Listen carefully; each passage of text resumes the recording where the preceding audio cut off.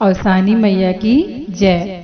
आज मैं आप सबके समक्ष बहुत ही प्यारा अवसानी मैया का गीत लेकर आई हूँ।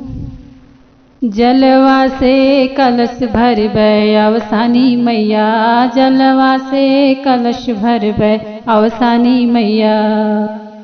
जलवा से कलश भर बै अवसानी मैया, जलवा से कलश भर बै अवसानी मैया। चुनरी पहिरई बै पियरी पहिरई बै, चुनरी पहिरऊ बै पियरी पहिरई बै।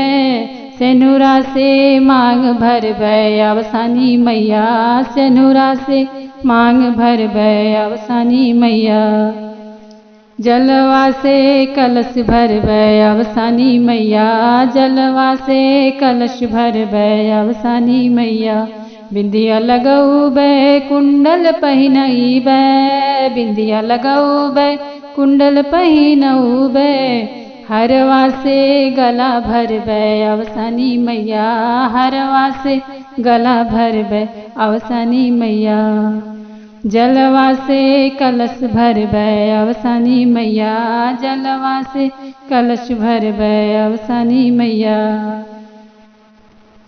चूड़िया पहिनऊ बै कंगना पहिनऊ बै, चूड़िया पहिनऊ बै कंगना पहिनऊ बै।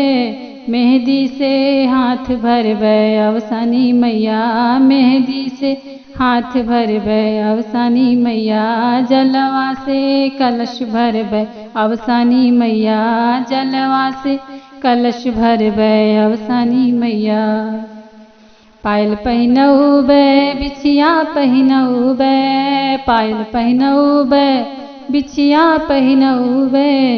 अलता पैर भरई बै अवसानी मैया, अलता पैर भर बै अवसानी मैया। जलवा से कलश भर बै अवसानी मैया, जलवा से कलश भर बै अवसानी मैया।